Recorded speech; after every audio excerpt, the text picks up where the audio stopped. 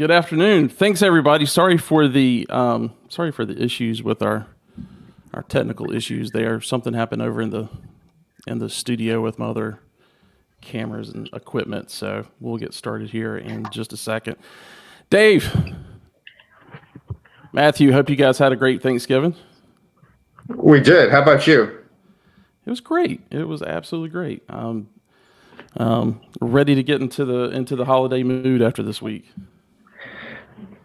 You read my mind, my friend, but I'm really glad to be here with everybody. Well, I think we've got everything up with the slides next, so I'll go ahead and move everything over to, a couple of housekeeping things. One, for everybody over in the right-hand side of your screen, there's an area there where you can post your messages, comments on everything that we're talking about here, as well as put your questions in. If you do have a question, I just ask that you put a Q in front of it so I can easily identify it. And we'll get started with that. So, Dave, I don't know if you or Matthew want to start off first. I'm going to kick us off, and then I'll let Matthew wrap it up, and then we're going to go off into the sunset, maybe almost for the rest of the year. I know Matthew's actually, he's even off today. You're that important that he actually decided to dial in today, but I'm here for a couple more days, and then I have lots of people arriving in the house, so I'm going to have a full household of food and drink and fun time. So there we go. But let's get stuff rolling. We had to, we appreciate the opportunity you have given to us for well over a year now, and kind of going all the way back to COVID. So, we obviously appreciate everybody listening in, and we certainly have had an interesting and not an easy year for the industry in many different ways. And so we've had a lot of regulations coming to hit the industry, but also a lot of challenges on the operational side from a cost perspective. We're hoping 24 in many ways looks better from over a transaction market and people feeling more comfortable where we are. So with that in mind, let's give you a quick update on a couple of things that happened since our last call just a month ago in November. First one was, the FHFA issued their production cap, and every year they do this and say, how much can the enterprises purchase in terms of multifamily and student housing loans? And so, one of the things that was key and important this year, given how bad I just mentioned the capital markets were, neither one of the agencies will come close to reaching their production caps, which are $75 billion each. They'll probably both end up at around $50 billion, maybe not even that number. So you can certainly is an indicator of how bad the overall market is and has been this year. You would think sometimes people say, oh, it's not going to be very big next year, et cetera. But with that in mind, and the Fed having left rates where they were this week, a lot of positive reaction to that. Now everybody's starting to look at when they may start cutting rates. The good thing from an FHFA perspective, I think they recognize that, and they only ticked down the production cap from 75 to 70 billion each, which was certainly a major win. And they also got some other things which they're very focused on, kind of workforce housing, missing middle, and loans that come in under certain programs that the enterprises have, and they don't apply to student housing, unfortunately, are now excluded from that 70 billion. So all very positive outcomes for the industry, and it certainly gives the enterprises more capacity to make student housing loans, which is only going to be a good thing for all of us.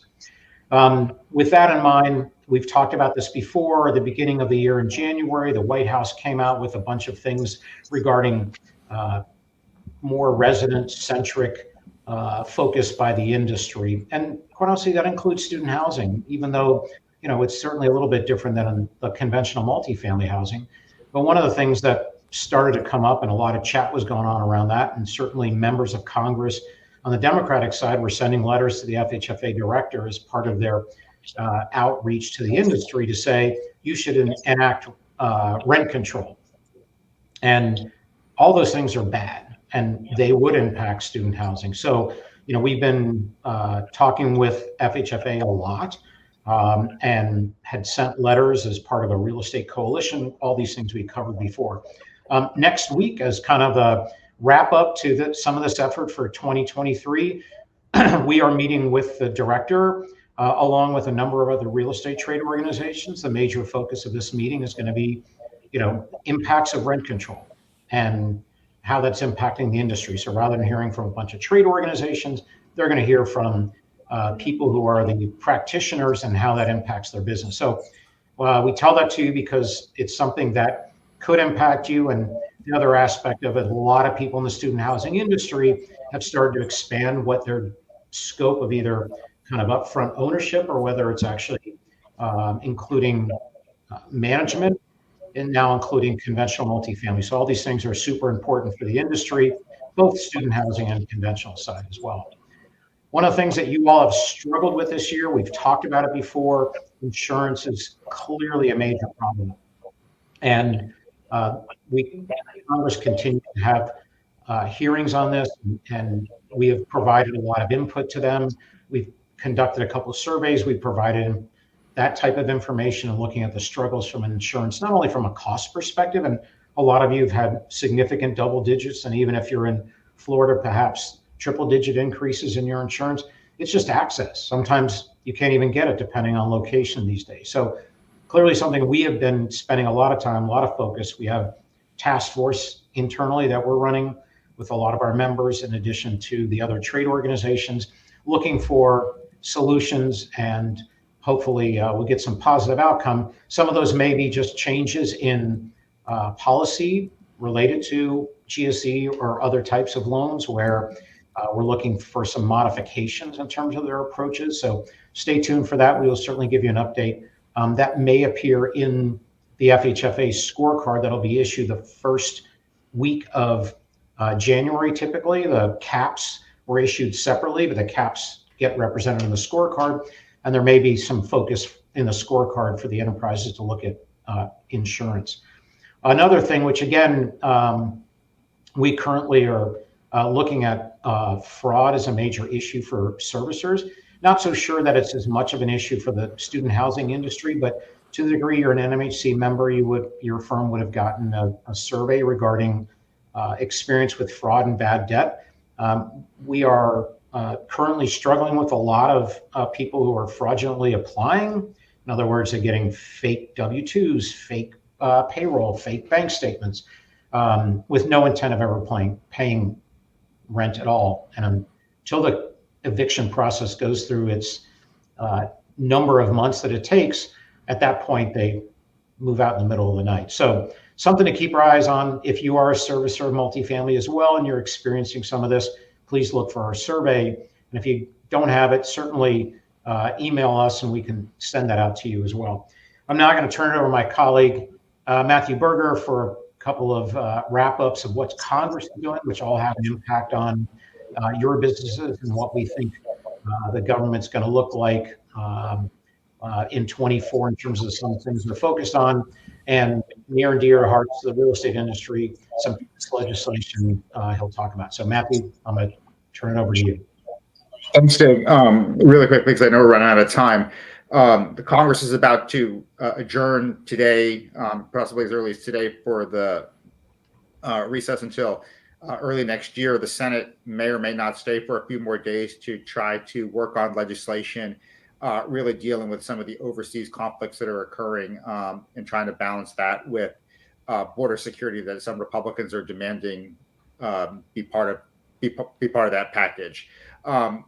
Depending on how much and whether that gets resolved, that's probably going to carry into next year. But for our purposes, what's the issue really is when Congress returns next year, they really have to figure out how they're going to fund the government. Right now, the government is funded under what's known as a laddered CR, where you've got 4 of the 12 appropriations bills expiring on January 19th and 8 of the 12 on February 2nd.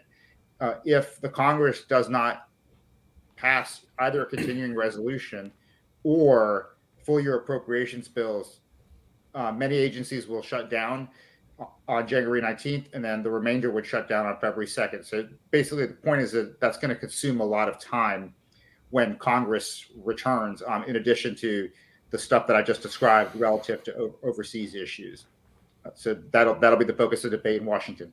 One interesting thing is that there is movement recently on a bipartisan tax package that would be quite beneficial to the student housing industry. The package would carry provisions that would potentially ease limitations on interest deductibility, so you could deduct more interest before you have to take a depreciation haircut on student housing buildings. It would also allow what's known as 100% expensing for many of the items that you put in the buildings. So, for example, rather than depreciating things that are put into student housing buildings, those could be written off immediately. So those would be two really great provisions, in addition to some housing production tax incentives that would be quite impactful on the more conventional multifamily side. Those tax provisions really probably depend on a favorable resolution to government funding, because you really can't move a tax bill alone, just given sort of congressional procedure. So you would need what's known as a vehicle, and that vehicle is likely to be an appropriations package if that comes together. So we're closely watching that to see if it could carry a tax package. Last but not least, on the insurance front, the National Flood Insurance Program is extended through February 2nd to sort of match up with that second piece of the laddered CR. So we are watching an extension to see how Congress is going to handle that, because obviously a lapse would be quite detrimental to many of the people on this call and your businesses. And with that, Wes, I'll turn it back to you. Great. Well, I don't see any questions from anybody in the audience. Again, if you've got a question, just put a Q in front of it so that it'll stand out to me a little bit. But guys, thanks so much. Happy holidays and have a happy new year. And I think, when's the next event that you guys have in the new year?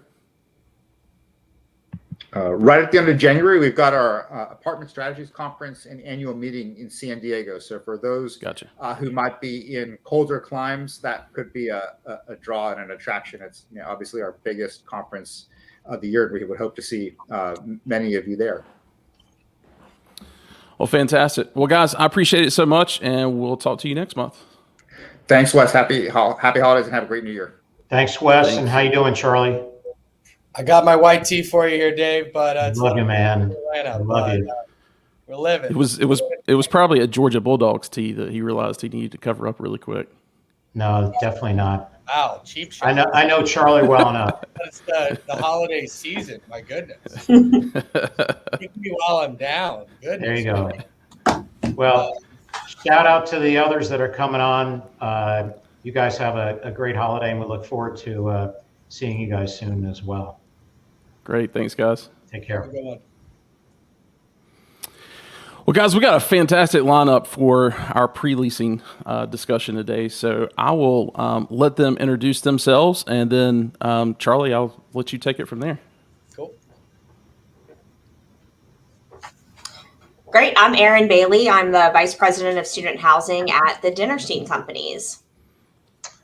Hey, everybody. I'm Adam Byrley, Chief Operating Officer at the Price Company in Raleigh, North Carolina.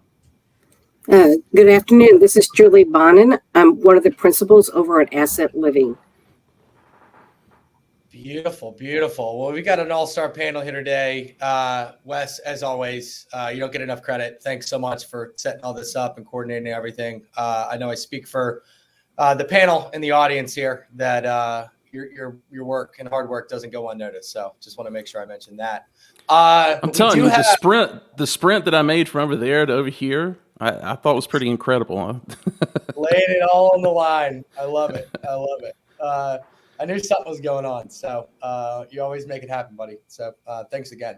But we do have a great panel here. I'm excited to chat with everyone. I fortunately continue to have good news. Things are rocking and rolling across the space. And I think, the teachings from the last couple of years as we've been on this kind of upward trajectory have really shown, not just in the data, but also, speaking with everyone as it relates to what's been going on the ground and happening. I saw Alex Bennett just mention that there was a lookalike running around LeaseCon. I was there only in the morning. Guy, I don't know who it was, and if you're watching now, you know why I came up to you at the mixer and said, "Charlie, what's up?" So it was it was amazing how much he looked like you. Yeah. I guess invitations and the greatest form of flattery there. I don't know. I was in and out. I was not there on I guess Monday night. So I will make sure that we know that. Thank you, Mr. Bennett, for bringing that to everyone's attention. But jumping back into the information here, all the information you're seeing is as of December 1st. We'll have another update on Monday for our biweekly, and then a kind of a year-end one to come out the first week of January. But pre-leasing velocity still remains strong. We're call it 1% ahead of last year, relatively on par. Seeing some outperformance there from the Southwest and Southeast, which, if you look back last year and the year prior, was still that same trend.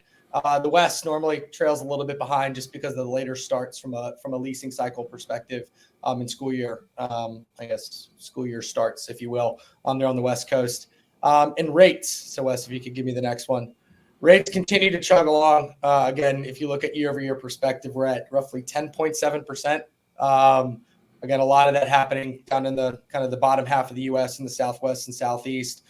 We have a lower rate per bed, but also, again, the Midwest there, 9.9%. I don't think anybody's complaining. But as we look at this over a trajectory, so Wes, if you keep moving along on the slide, you can see here over the last 4 leasing cycles, again, we saw a lot of variance there in 21 and 22, but last year around this time, things continue to trail up. So the big question, and some of the things we'll chat with the panel today, is how do we foresee that kind of playing out here towards the end of this leasing cycle, as we see that gap already still, 10.7%. And then the last little piece of the puzzle, Wes, if you go over to the metrics by tier, I think one thing to, again, set the tone to chat with the panel here today is really tied to, the large, from a tiered perspective. We break those out by enrollment. It's the easiest way to do so. But you can see that, occupancy still relatively strong there in the tier ones. You saw a little bit of a dip there in the tier twos and tier threes, but still some strong rent growth, right? So the supply and demand is still in that favor. Again, you're 100 basis points down. I don't think that, again, it really moves the needle that much because you've made up for so much on the rent growth side. So without further ado, I'd love to hear the perspectives of the people actually doing it and bring them onto the show here. I'm going to pick on Mr. Byrley first, since he's smiling, asking me not to. How are things going over at Price? I know, you guys have been off to a great start. Give me a little bit of a lay of the land of what's going on right now for you all. Yeah, absolutely. Thanks, Charlie. I think the biggest thing for us is that, this is now the best leasing year that we've ever had, on top of the best leasing year that we ever had, on top of the best leasing year that we ever had. So just when you think you can't beat the previous year, you go out and you do it. And I think a lot of our peers in the industry are doing the same thing. But, we're almost 62% pre-leased as a portfolio, which is a record number for us. That's about 4% ahead of where we were at this time last year, and about 12% where we were 2 years ago. So those are, really strong numbers for us. I think, from a rent perspective, we are seeing very similar trends in terms of high enrollment increases, a lot of demand for freshmen, and then no new supply. So those supply demand metrics are really helping us grow rents across the country. We're seeing very similar numbers to what you're seeing here on your sheet. The Southeast and Texas doing the best for us. Specifically, that's where most of our portfolio is, though.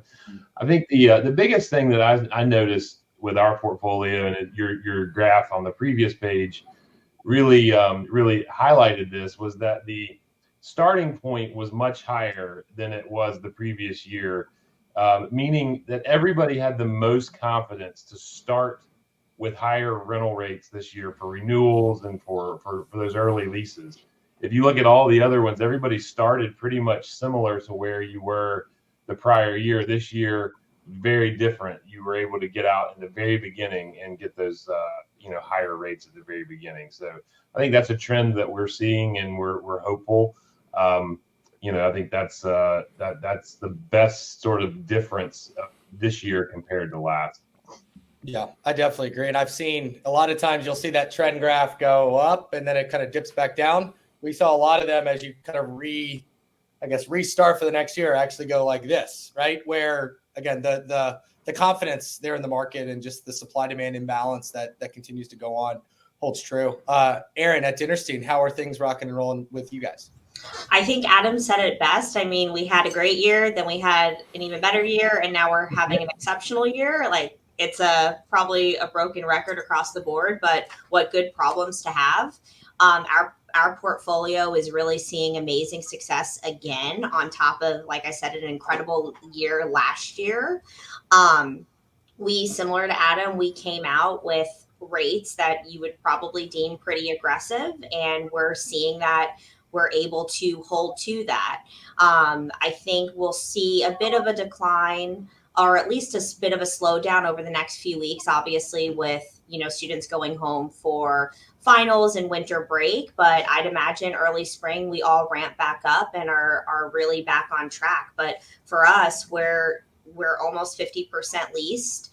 I love that metric slide, Charlie, that you added on the tier 1, tier 2, tier 3 universities. I could confidently say that our leasing numbers our rent growth numbers are right in line at our tier 1 universities with what you're showing on your year-over-year rate growth, which I think that's such an incredible thing for our industry, especially considering how well we ended last year. So it's been a great year, and I think we're going to finish out really strong, and we're excited to see what happens. Yeah, I think the last couple of years, it's not as much I'd say question mark if things are going to continue to be good. I think they will. It's just how good, right? And I want to say I always revert back to this. It was CBRE did kind of a survey, and they said this was last year in February. What do you believe 24 and 25 pre-leasing rent growth will look like? And I think the vast majority of people said, I think it was like 70% were in the 3 to 8 range, and we're already outperforming. So especially those that were either transacted or recapped or anything in between, I would imagine those pro formas have been beaten, which is great. Miss Julie, you got a few more beds here to account for. How are things at Asset? Not to sound like a broken record, but this by far has been our best leasing season starting out the gate. We are roughly 16 points ahead of where we were last year. Portfolio wide, we're right around 45%, but we have probably 40% of ours are in tier 2, tier 3 markets. Our tier 1 markets are hitting it out of we've got some markets that we're full in, like Tallahassee, that we might as well close that market down for us. All those properties are full. It's been a great market. And we also came out, we're aggressive with the rates where we ended. And we're probably right now, if you compare year over year where we're at now, we're compared this time last year, we're almost 10% portfolio wide, 10% rate increase portfolio wide. So it's been great. It's great to see all this success. I think one of the things, I remember the days when we rolled out our renewals and there was always renew at your same rate, get all these discounts. I can actually say that didn't happen in our portfolio, maybe in the select tier 2 or 3 markets, but we sort of went out even on our renewals at the asking rates of what we're asking the new residents to pay. So it's been a great leasing season. The team has done a phenomenal job, and we think that we're hoping to be, in the spring, I think you'll see numbers, closer to 80-85% in our portfolio. I mean, it's going extremely strong. Yeah. And I will say, everybody keeps asking, is there the broad question, I think, and if you're at LeaseCon last week, is there a plateau coming? And I think a lot of the question marks kind of will be played out towards the end. But right now, I'm still seeing 1s, 2s, some of your smaller unit types still pushing. Velocity down slightly, but there's fewer of those, across the board. But holistically speaking, I think, the question comes up about affordability and whatnot. Until the supply-demand imbalance changes, it's going to be a continued kind of upward trajectory just because there's nowhere else for these students to go. So no, and I think, talking about the supply standpoint, I know all 3 of your firms are in some way, shape, or form in the development game. I know Aryn and Adam are more on the owner-operator development side, and then Julie more on the third party, where I think asset leases up, the ones that they don't. Aryn, I want to kind of pick on you in a great way as it relates to the most recent delivery there in Columbia, South Carolina.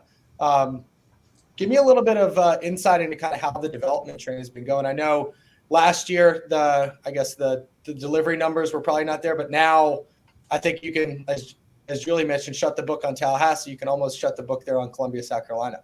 For sure. Yeah. Columbia's been a really interesting one for us. I think across the board, we have seen in the industry, hesitation when it comes to leasing at new developments. We haven't over the last few years seen them lease up as well as we see, some of the established properties in especially these tier 1 markets. And that was definitely the case for us in Columbia.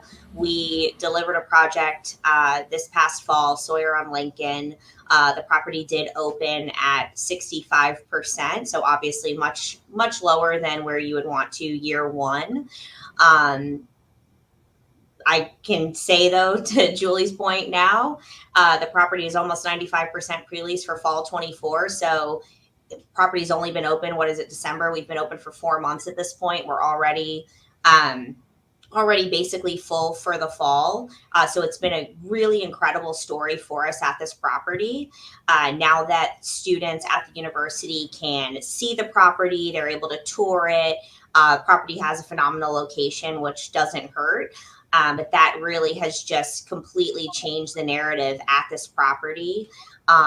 We held rates last year, which is likely one of the big reasons why we did only see that 65% occupancy number. But for us, it was more important to hold rate integrity. And coming out of the gates, we raised rates even on top of where we ended. And we're able to hit those rates at this property. So just a really neat story. For us, it's really important to keep our rent integrity.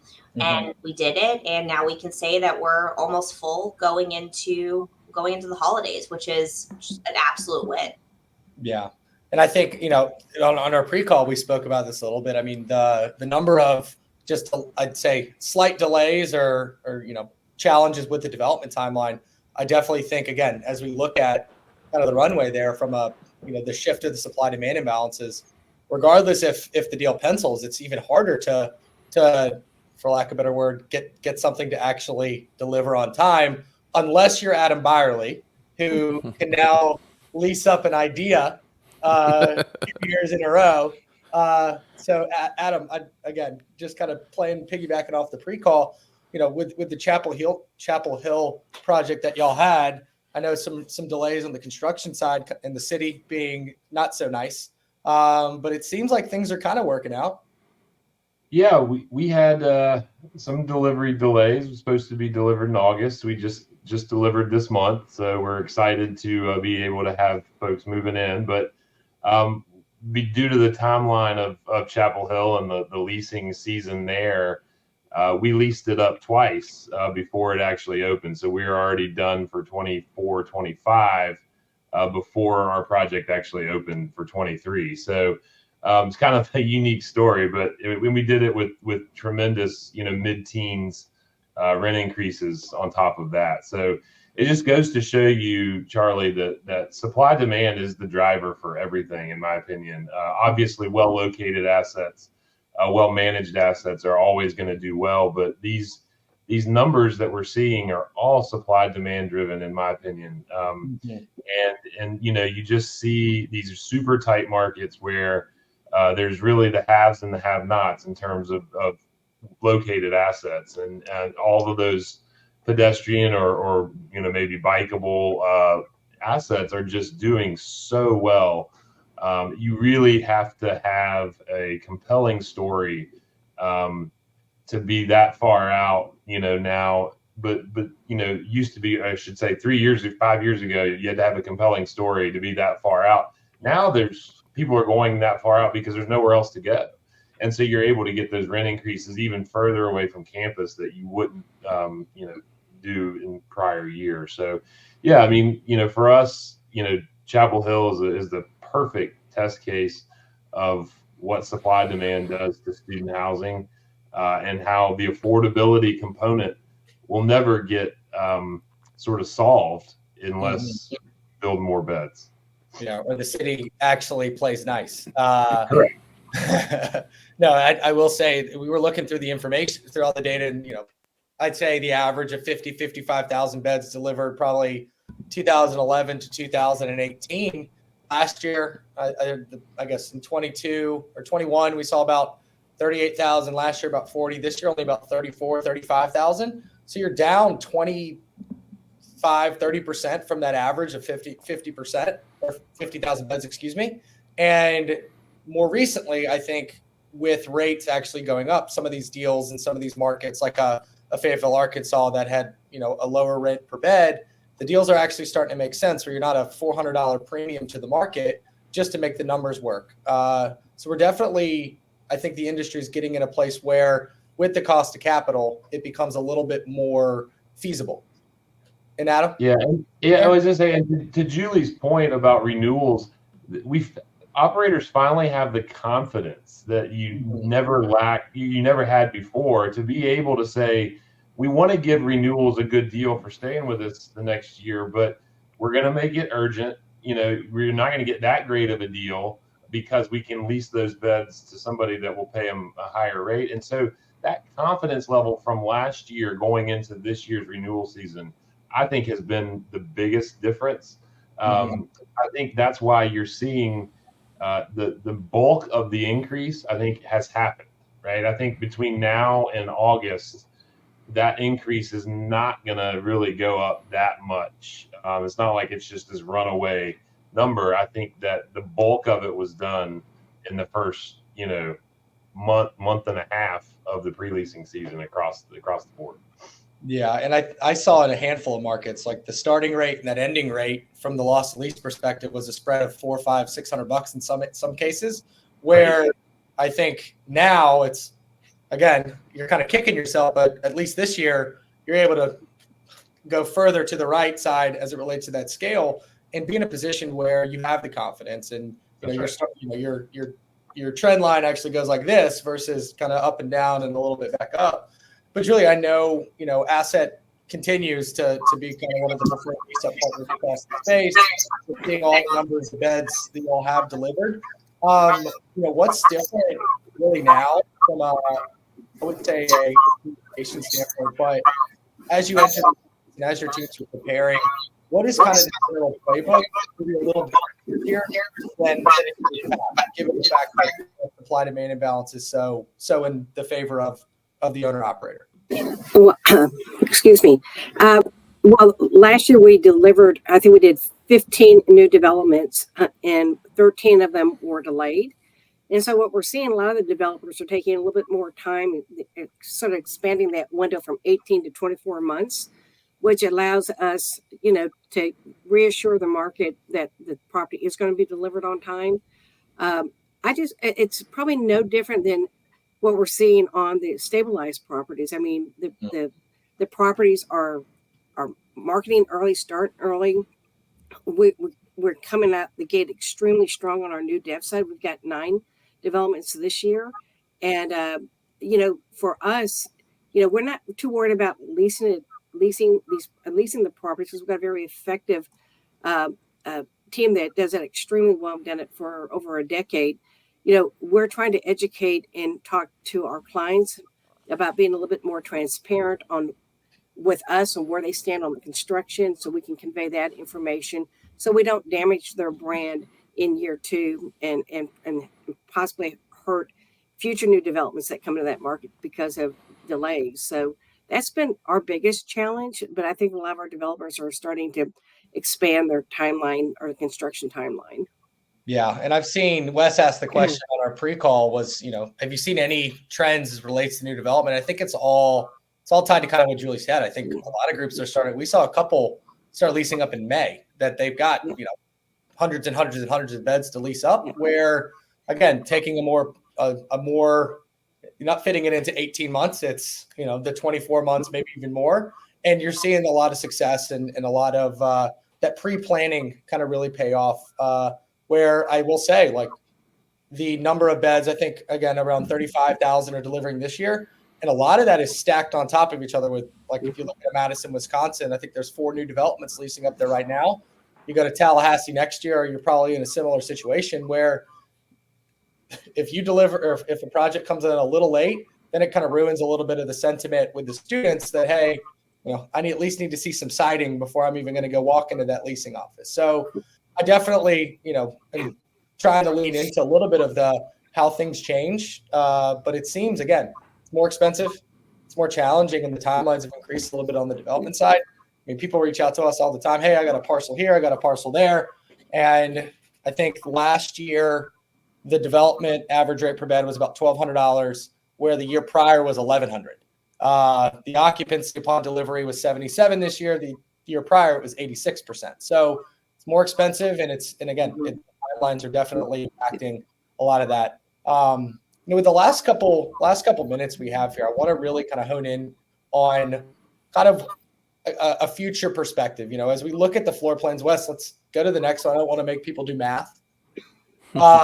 So as you look here at the pre-leasing trends, as mentioned, right, we've seen a little bit of a slowdown in your larger unit type studios, 1s and 2s. And then again, you're seeing some outperformance in the 3s to the 6s. And as we take this to the rate per bed from a rate growth perspective, you see here, and again, your 3s, 4s, 5s, and 6s are showing a lot of that. Aryn, I'll kind of start with you. Do you see anything in your portfolio that shows a little bit of price hesitancy as it relates to some of those smaller unit types? I know, later in the leasing cycle, it stinks to have a 6-bedroom you have to fill. But is there anything you're seeing from an anomaly perspective, anything related to the price points? So I think for us, we're seeing really similar metrics to what you've got here. We're seeing our larger units are the ones that are going first. Those are typically the ones taken over by obviously groups that are coming in together, Greek students that are trying to get off-campus housing first and foremost. But then we see the smaller units, and I think this is typical in our industry, but we see the smaller units picking up later on in the leasing season. The 1s and the 2s, obviously the studios as well.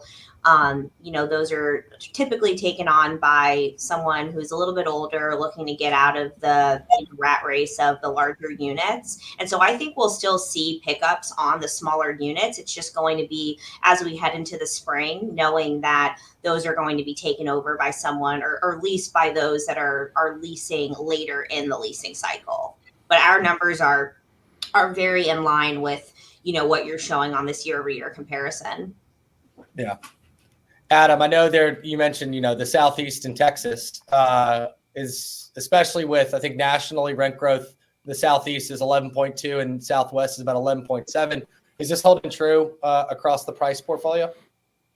Yeah, I think so. It's very obviously market specific. I think you're starting to see a little bit of price disparity, maybe, and you have to take this in context, right? Instead of getting a 14, you might only get a 10. But, like a market like for us is like Clemson. We have a lot of assets there. It does really well.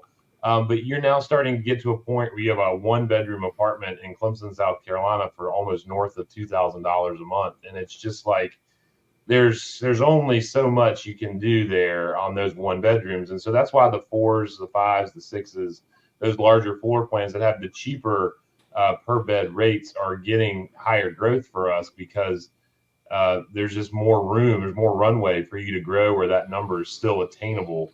You just take on a couple more roommates and you can still pay, in your budget per se. So I do think that we'll start to run up, against a few specific ceilings and on specific floor plans at specific assets. But it's holding true for us. We see these Knoxvilles and Clemsons and Columbias and Raleighs, just to name a few.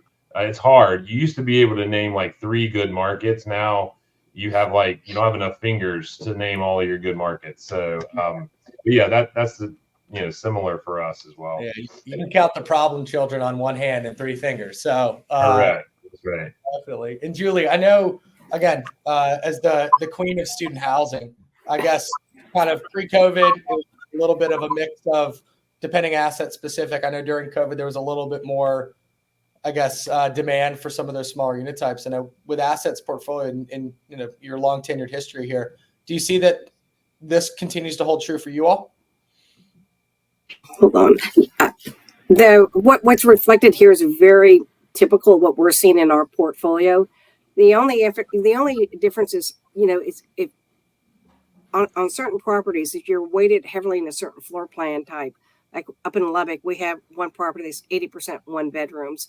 We're probably not seeing these type of metrics, and we have another. But as it's stated here, this is very in line with what we're seeing, unless there's an anomaly on that property in the unit mix. Yeah, definitely. And I think again, we've continued to see, a little bit of a slowdown there on, especially on the ones. Fortunately, for the vast majority of properties, they're not as much concentration of the unit mix at those individual deals.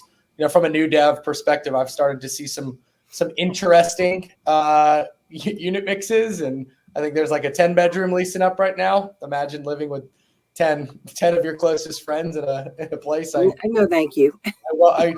I tried, and I was out within a month when I was in Georgia, so it's no fun. But no, that's all we have for today. Wes, again, thank you so much.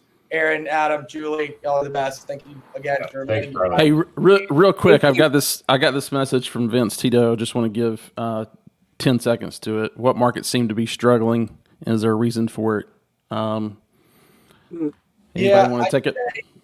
Off the cuff, there's a couple that I would see. I think you look at holistically at your more urban markets. So like a Berkeley, an LA, a Philadelphia, where you have so much of the conventional market in those, where if you've seen the conventional rents, they've been kind of sliding over the last 18 months, where again, you can get 2 months free at one of these conventional properties. It's really driving a lot of the, I guess, a mix of the student body to go live at what's, I would say more affordable, but who's offering the best deal.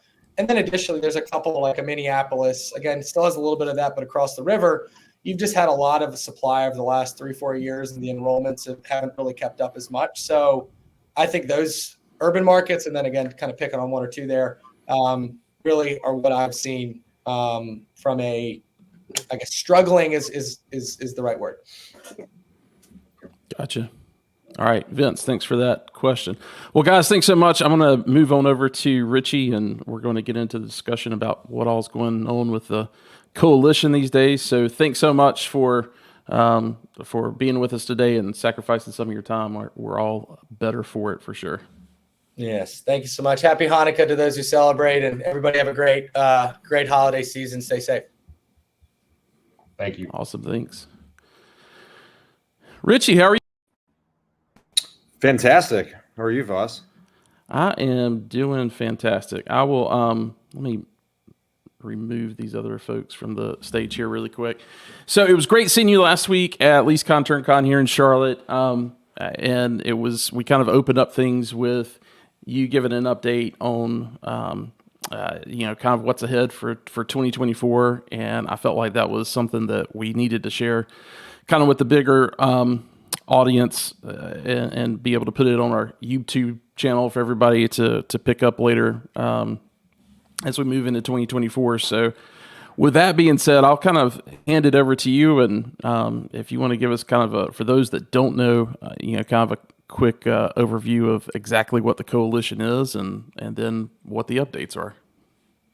Yeah, that sounds good. And Wes, great seeing you at LeaseCon. I know a lot of the people here on this call were at LeaseCon, maybe saw the presentation I was able to give on behalf of the coalition. So doing an abbreviated version of that here today. And for all you that don't know what the coalition is, it's a group of 24 operators in our industry. I'm at Core Spaces, and we have a leadership team for the coalition. So I'm one of 8 team members on the leadership team there. So going into 2024, we're super excited about the momentum we've made in just 2 short years. It's been incredible, as you can see on the screen here, with the 24 companies we started out with. We've really focused on getting the top operators in the student housing industry, and happy to say this amounts to nearly 800,000 students, which is fantastic. And so throughout this presentation that Wes will flip on as I'm talking, there's a QR code where you can actually get information how to join, even if you're a vendor and supplier. A big thing for us going into next year is how do we get non-operators involved with the coalition. We were at Interface this year. A couple of us were at a table, so you may have saw us there. We were at NMHC And then I was at LeaseCon last week. So this was our first year as a coalition. We were able to get some really nice industry awareness. And then Wes has been so great giving us a platform here on ShopTalk, which is fantastic. But to take a step back, for those of you that don't know what the coalition is, we came together over 2 years ago and with a central question: how can we help our residents? How can we help our residents with their mental health? And instead of viewing mental health resources as a competitive edge for all of us individually as operators, how can we cast that aside and say, let's come together, let's find some efficiencies here and go out and partner with some amazing organizations and businesses that want to get in front of our students. And so what's been beautiful about what we've done with the coalition here is, I said we're almost at 800,000 students amongst the 24 operators. That gives us an opportunity to go to different companies. Like, I'm just throwing out a company, Headspace. We haven't done anything with them officially, but for example, we might negotiate a better rate to bring Headspace services to our coalition members rather than us at Core Spaces going out with our 30,000 bed portfolio. So it allows for a lot of these efficiencies to just bring a lot of help that is needed. And so Wes, if you don't mind going to the next slide. When we came together a couple of years ago, ACC was already doing some amazing things with, as you can see here on the screen, Hi, How Are You projects, which is an amazing foundation that's all about, destigmatizing mental health, doing that through music, community gathering. It's a really cool story how ACC actually got in touch with Hi, How Are You. They actually acquired a project in Austin, and there was a mural of the frog you can see here on the building, and they actually preserved that mural when they demolished the building. They actually kept that facade up, and that was an introduction between ACC getting to know what Hi, How Are You is all about. And that really turned into ACC doing some really awesome things, like it's called the Thriving College Student Index, which is what we do now as a coalition, but they actually started that with their own portfolio for a couple of years leading up to the coalition being formed. They also worked with Hi, How Are You project on peer-to-peer training programs for their staff members at the site level on mental health awareness, suicide awareness. And so, again, I'd tell you all there's a back history of the coalition, but also an example of how companies like ACC already had some really cutting-edge, innovative solutions to mental health, going on at the company. And now that's something that we share as a coalition. So for us at Core Spaces and other 23 operators, it's been great to share these best practices and understand how can we best support our residents' mental health, but even more importantly, our team members, right? Because if our team members are not equipped with the tools and the training, how do you expect our residents to get that same level of care? So, and I don't know if you've seen it yet or not. I found it a few months ago on Amazon Prime Video. There's actually a documentary out there on Daniel Johnston and the album Hi, How Are You, and kind of how all that came together. And there's a little bit there about that particular building as well, as far as the sign on the side of the building and everything. So really cool. If you've got extra time during the holidays, I would definitely suggest watching it. I'll definitely add it to my list. I've not seen it yet, but that sounds fantastic. So in terms of why are we doing this, right? A lot of it might just seem obvious, right? Like COVID brought on a lot of, different trends. One of them being people are, really stressed out, and especially our students, right? And so for us, the time is now to act. And so when you look at the different stakeholders in the industry, how does being part of the coalition help?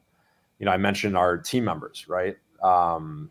I have a quick story for y'all at Core Spaces. I've had a couple of conversations over the years with property managers who said, "Hey, Richie, I have a, resident who's come in and expressed, a need to help with their mental health, and I don't know what to do. I haven't been trained in this. This is not my job description. I don't know who to go to." And it goes to show the gap that exists in our industry, that, being a landlord, being a property manager, there's sometimes that gray area where it's like, what is our responsibility here? And, the coalition is helping provide that solution. So when you think of employee turnover, how do we take care of our team members, right? So that they know what to do in those situations. And then, you think of all the different ESG initiatives. This fits really nicely in with, that S side of things. And then just in terms of a member of the community, right? Like the universities are doing a lot of great things, but they also need help. And so this is an opportunity for us as an industry to partner better with our university partners, but also local businesses as well. I remember during COVID, I was talking to the off-campus housing director at University of Florida a couple of years ago, and she was like, "Richie, we have a 6-month wait list to see Wow. right?" And like, I mean, if that doesn't paint the picture of the problem or challenge that we're facing, I don't know what can better than that. So like, good point. how might we, take stories like that and reach out to, different businesses and organizations that can help, provide that care or that demand that we're seeing that COVID definitely accelerated. And so what Wes is showing on the screen right now, shout out Charlie and College House for aggregating this awesome data, but you can see our reach, right, beyond just students. We're at over 1,400 communities across the country, over 220 markets, from tier 1, tier 2 to tier 3 markets. And we're only going to be growing from here. So hoping to eclipse 1 million next year. And in terms of, what we've done so far as a coalition, it really all started with, we got to understand where residents are at. I mentioned earlier in this presentation, ACC was already doing this in conjunction with How Are You to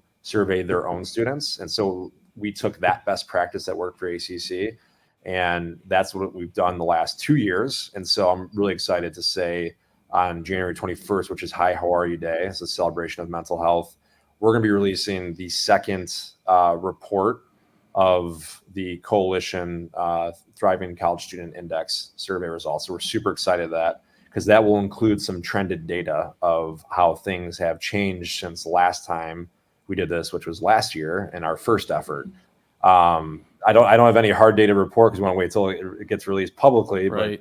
But Wes, I'm super excited. I mentioned this at LeaseCon, but for those that weren't at LeaseCon, we saw an increase of over 6,000 students from across the country answer the survey this year, which is super exciting. So over 24,000 students participated across the 24 companies, which is fantastic. And like I said, that trended data is going to be really helpful for us to understand, okay, where are those challenge areas, where are those problem areas, and how can we take that data and then go to our partners like JED Foundation and create curated mental health resources that help solve that problem that is coming up in the survey data.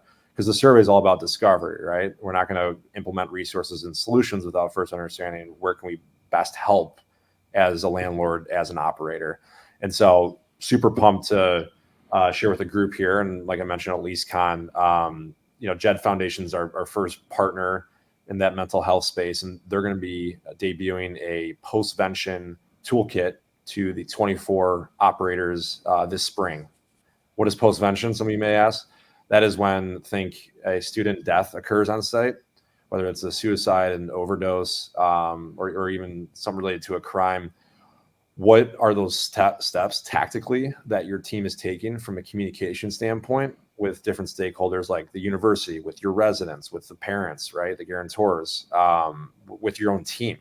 So these are all different tools that will help our property managers, our site teams, be better prepared for these instances, so that when you think of, when these tragic incidents do happen, we now have an answer, and we're really excited because at the end of the day, we're not mental health experts, Wes. Yeah, right?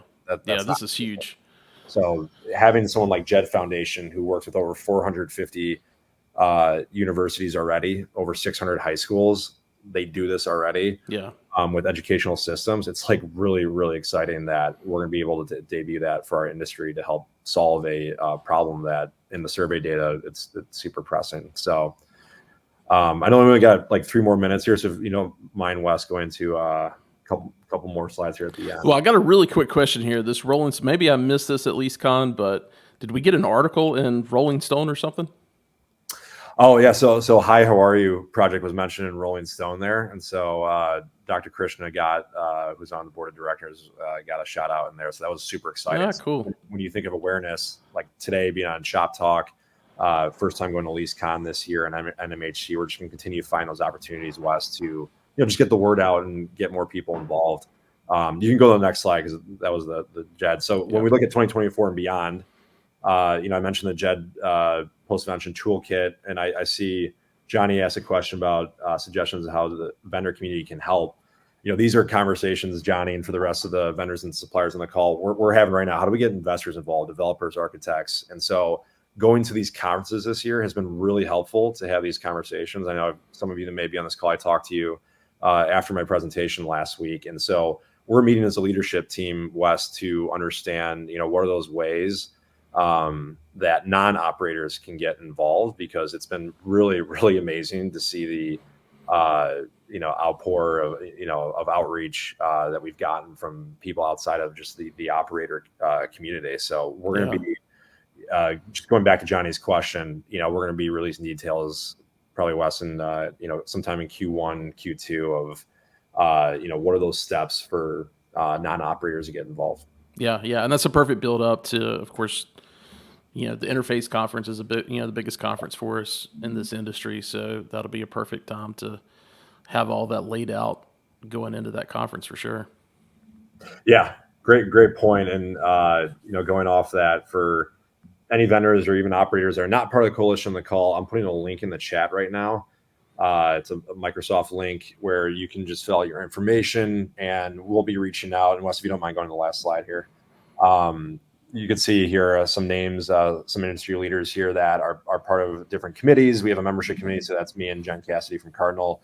We'll be reaching out to you after you fill out that link to just have an introduction conversation about interest in joining the coalition. But like I said, Wes, hopefully sometime, maybe before Interface, when there's another shop talk, we'll come on and have more information to answer that question more directly. Well, perfect. Well, hey, thanks so much for providing that update. I think we're actually right on time.